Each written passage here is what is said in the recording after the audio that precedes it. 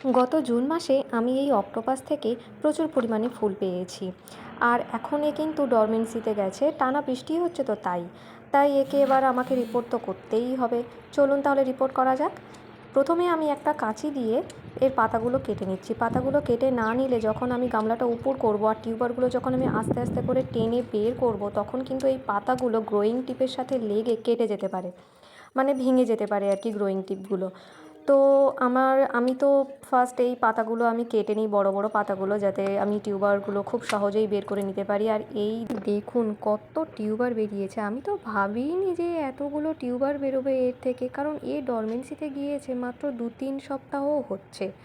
তো এর ভিতরে যে এতগুলো টিউবার হবে আমি সত্যিই এক্সপেক্ট করিনি। একটা ব্লেড নিয়েছিলাম আর আস্তে আস্তে করে টিউবারগুলো পাটে পাটে কেটে নিচ্ছিলাম।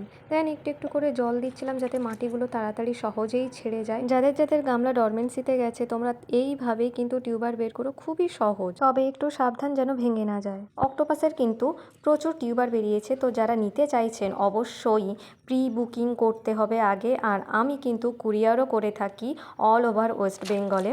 যারা হ্যান্ড টু হ্যান্ড নিতে চাইছেন তারা ক্যানিং স্টেশন টু গৌড়দহ স্টেশনে হ্যান্ড টু হ্যান্ড পেয়ে যাবেন। এই বছর অক্টোপাসটা আমি প্রথম করেছিলাম। অক্টোপাসের কালারটা একটু আনকমন ছিল, সেই জন্য আমার খুবই ভালো লাগতো ফুলটা, তাই আমি অর্ডার করেছিলাম এটা। আর তারপর যা হলো, এত ভালো ব্লুম, আর সত্যিই আমি জানতাম না। আর দেখুন প্রত্যেকটা টিউবারে কিন্তু কুঁড়ি চলে এসেছিলো। এই কুঁড়িগুলো যদিও ফুল ফুটতো না, টিউবার হয়ে গেলে কুঁড়ি আসলেও ফুল হতে চায় না। তো সেই জন্য আমি এটা রিপোর্ট করলাম। আর কয়েকটা ভালো ভালো হেলদি 2-3টে রানার আছে।